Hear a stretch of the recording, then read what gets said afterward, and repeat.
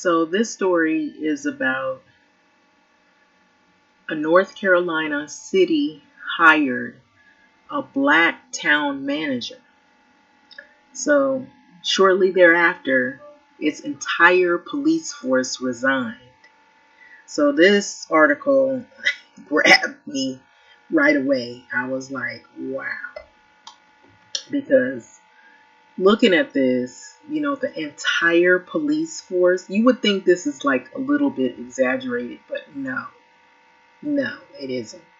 So this is by Marquise Francis, national reporter and producer, and this is the police department of the Great Seal of the state of North Carolina, Kinley. So July 20th, a mass resignation took place in Kinley, North Carolina. The police chief, 4 full-time officers, and 2 town clerks who are all white came less than 2 months after the town hired a new town manager. Who was the new town manager? It was a black town manager.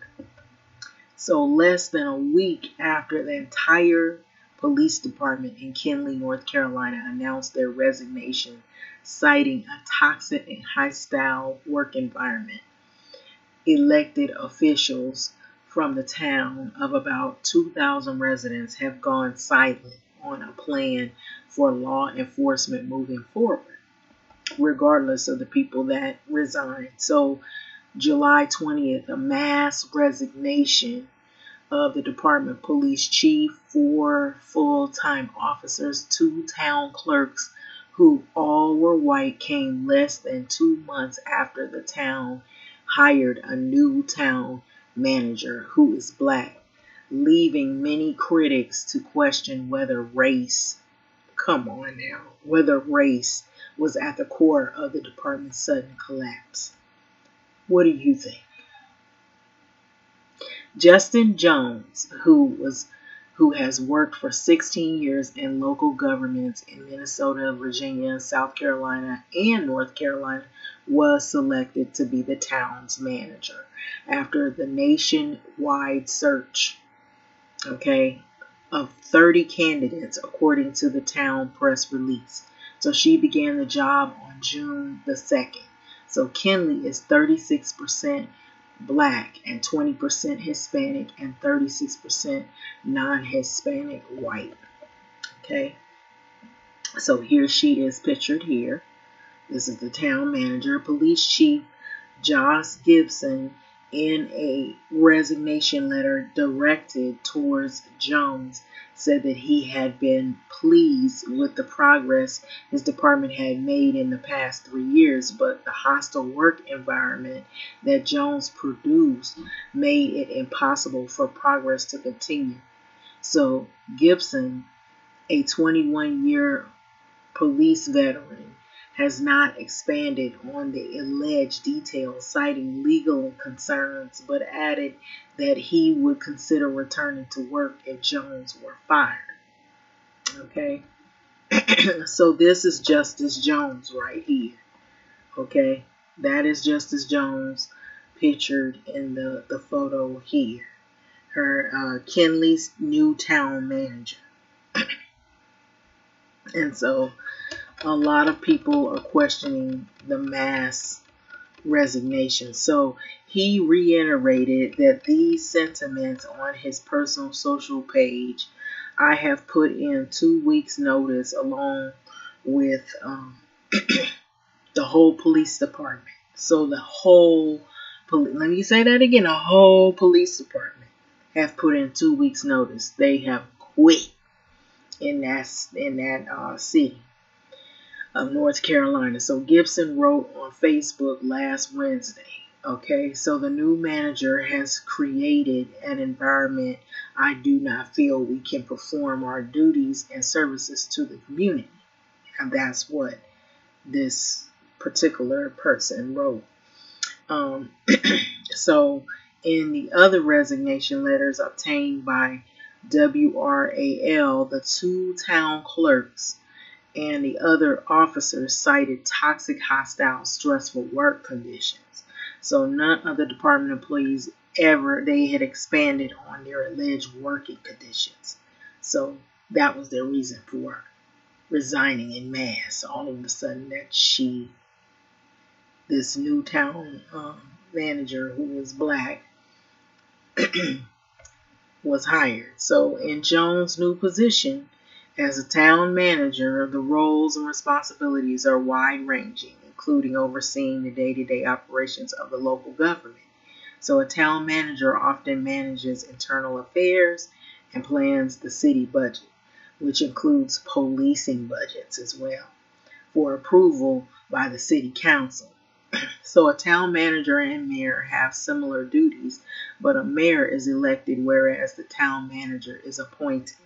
So Gibson cited staffing shortages as one challenge that ultimately led to her resignation. So the police department should have 8 full-time officers but had been operating with only 5 for the past few months. And there are also 3 part-time officers, but critics believe the issues go beyond personal challenges. They don't want to be led by anybody black. So that's the main issue, is what people suspect this is going on. That Cynthia Kirby, the longtime Kenley resident who is black herself, told the News and the Observer late last week. So North Carolina is part of the Bible Belt. It's a southern state, and it's not very much different than South Carolina. There might be some slight differences, but I always say they're a southern state. And so in the case of this situation, that the resident that's a longtime resident says that they're used to having the leadership being somebody white or somebody that is not black. So primarily white. So they're always harassing black people. So it's a racial thing. That's what the resident was stating. And so a Kenley police vehicle, you can see it right here. And so one of my questions is what happened between May and July?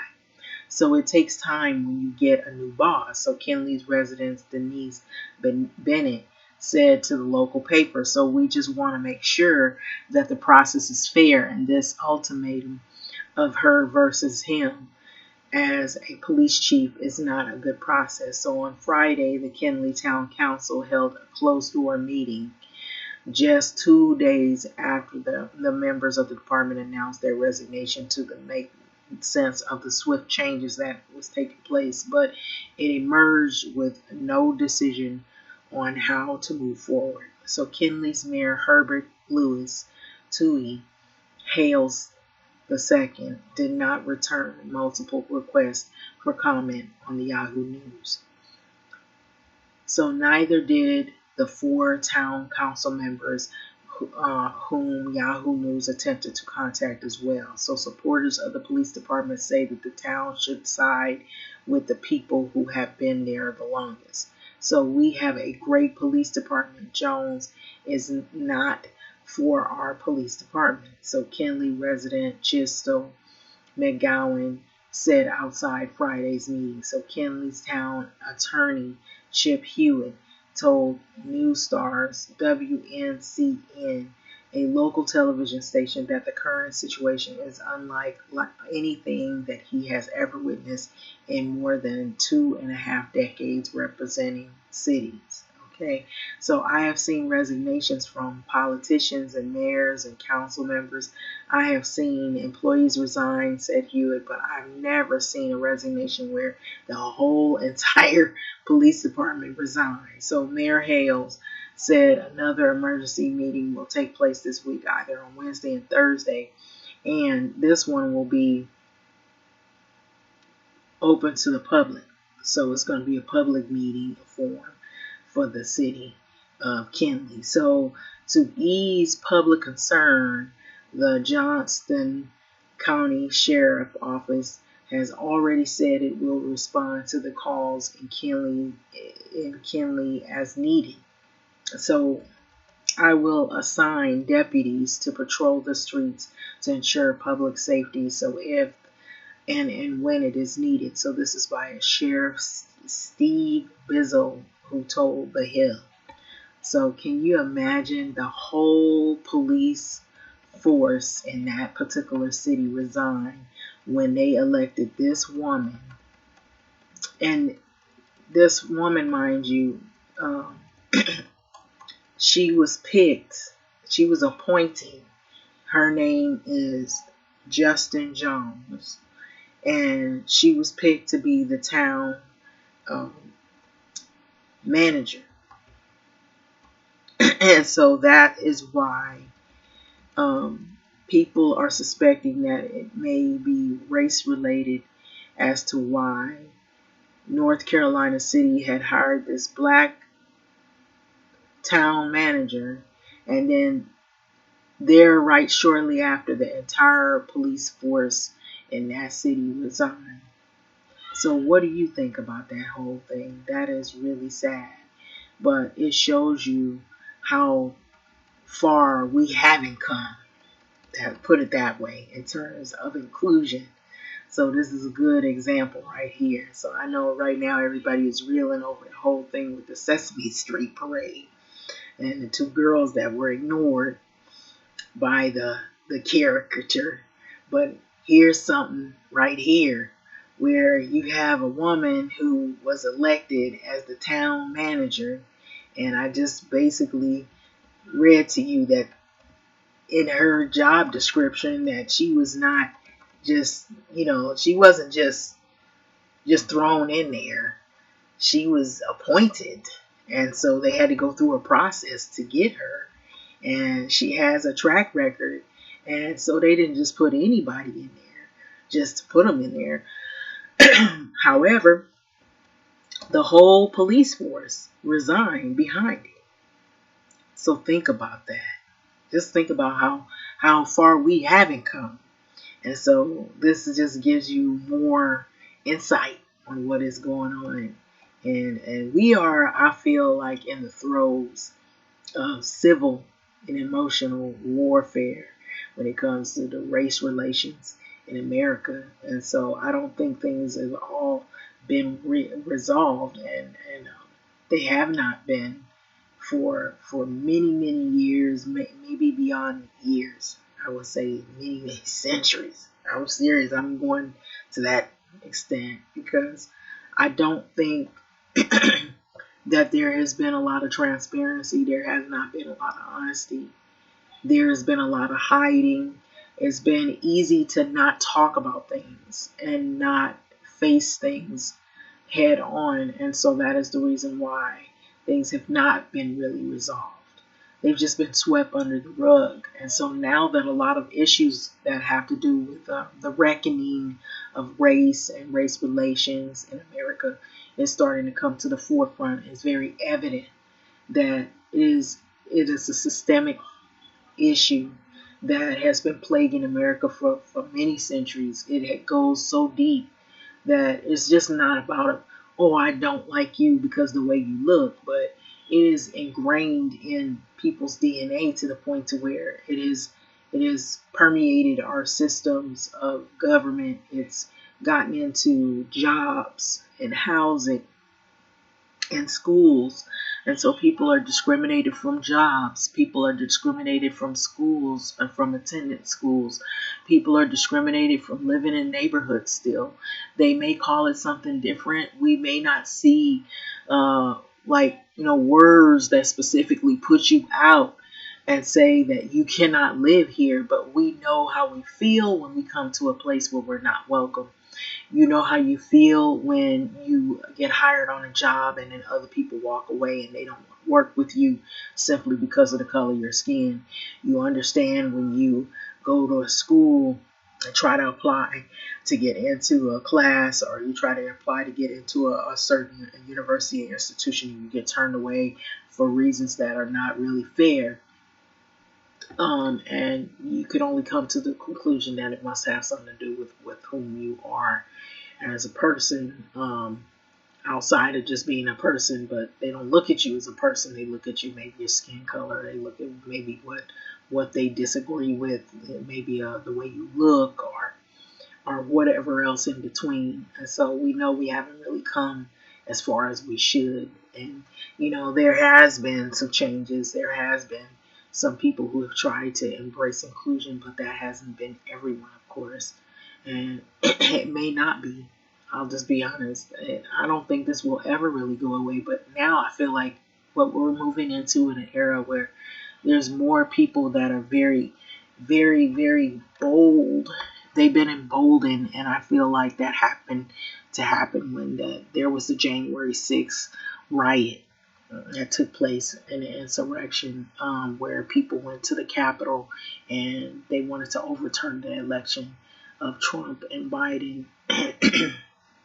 And they wanted Trump to be the president. And I feel like with all of that, I feel like that emboldened more people to be even more aggressive in their actions of showing what side of the argument or debate that they are on. And it goes so deep that it's also it's in politics. It's in people's relationships. It's in how people deal with each other every day. And it's in the laws that have been created recently to put people out and put people out of housing, put people out of jobs, put people out of relationships and marriages, and to try to separate people and to bring more divide and social divide and division in many, many ways. And so it is only getting worse because it is evident that when they start attacking one group, then they won't stop at anything else to attack other groups that are supposed to be protected or marginalized groups. And so that's why it's important for people to vote.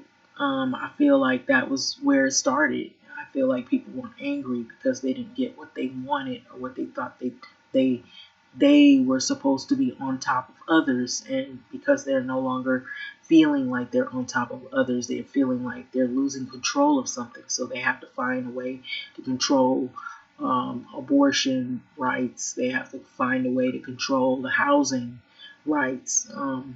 You have housing vouchers just sitting there and homeless people just growing by the numbers in metropolitan cities.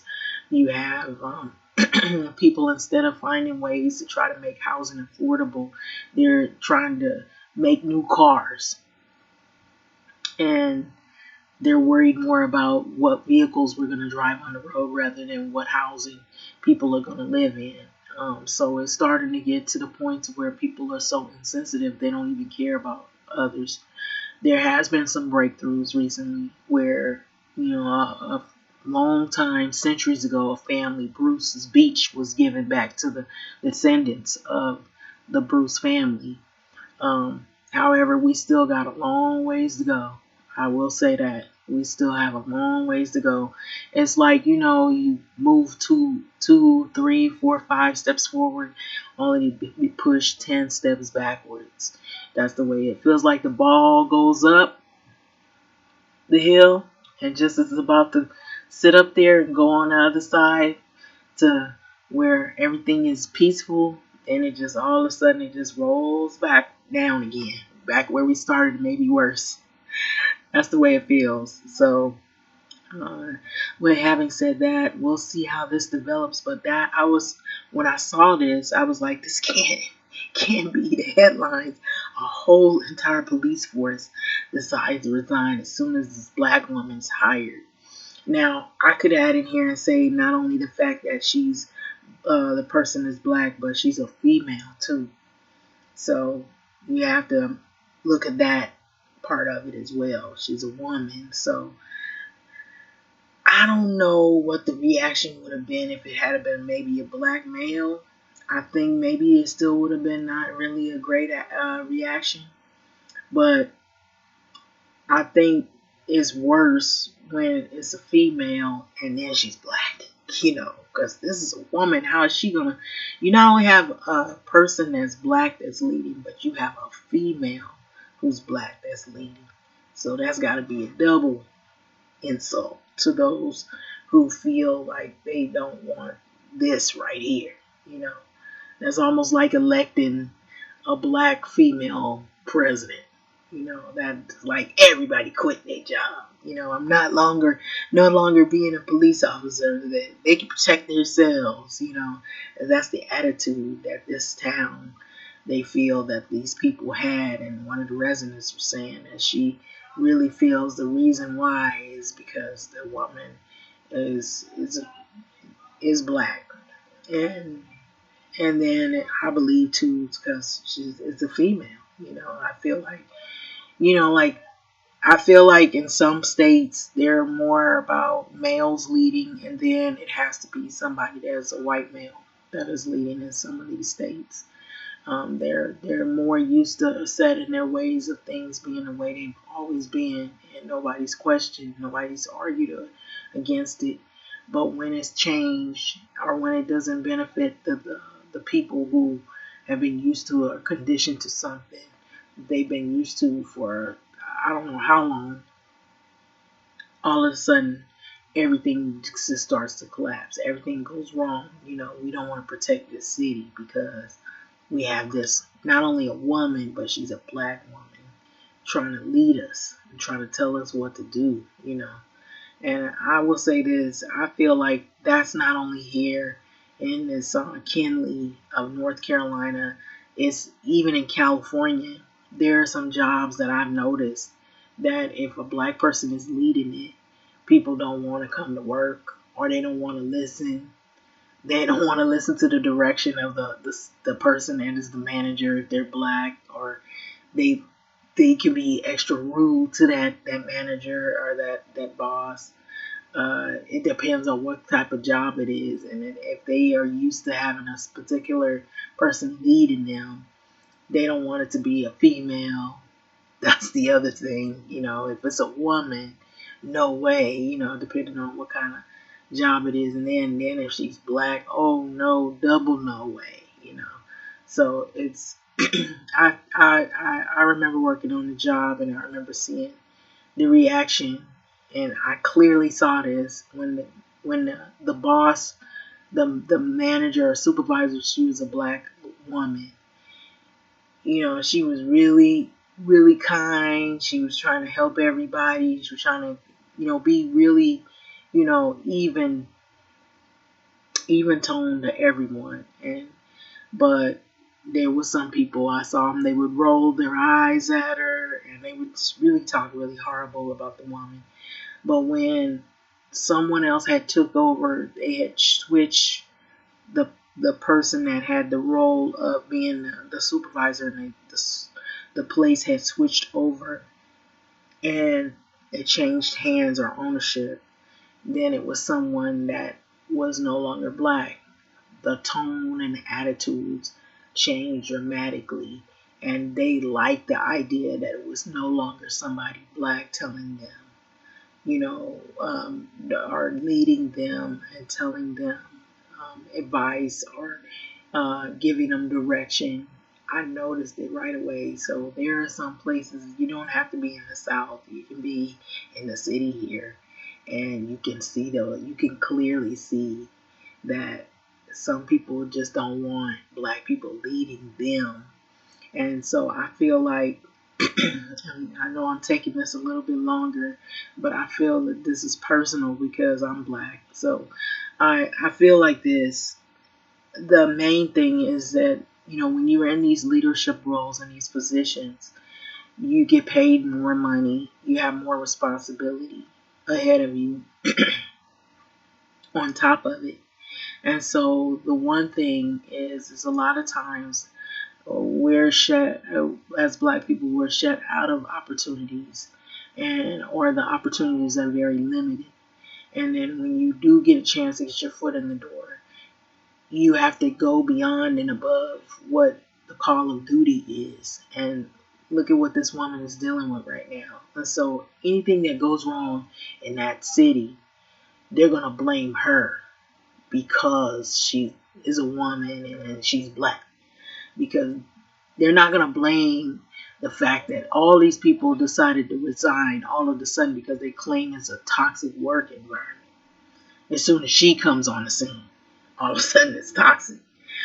But they're not gonna focus on them and say, well, maybe if they had more employees and the people didn't resign, then it wouldn't be as complicated to handle some of the matters. Now they're going to be short of staff, so that presents itself a problem right there, a dilemma.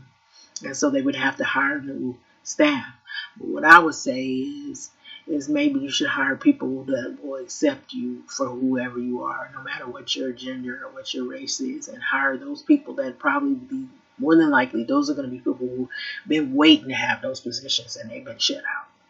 And so then you can rebuild your police force again. Or you could rebuild all of the jobs that the people have been waiting to get. There are some people out there that have been waiting to get those positions and they was shut out for maybe something as minor as, oh, we only hire, they only hire certain groups of people, and they like everything to be a particular way. Well, maybe that's how you start changing it. Hire people that they wouldn't hire before because, oh, it's a woman, or oh, it's somebody black, or oh, it's somebody, from a different background. So if you start hiring people like that, then you'll have your police force back. It might be a different group of people, but you have people that are willing to work and willing to be there, and people who will be more consistent, and they won't judge you about how you look. And then all those people that was judging you about how you looked, and then maybe they can find them a different profession or find them somewhere else to work. But I think if you look at it from that point of view, that might be a good thing that they resign, because you don't want to work in a toxic environment like that where people don't accept you for who you are. So I haven't said this. I'm going to let this go, but it's so much happening. It just seems like it's crazy. When I saw this, I was like, no way. But I'm not surprised. I mean, nothing surprises me, nowadays. Anytime you got people that won't even shake children's hands at an amusement park, in a parade, this right here wouldn't surprise me either, So, having said that, we'll see what develops in this. I'm sure that they will find some replacements. And they will find some other people who are willing to work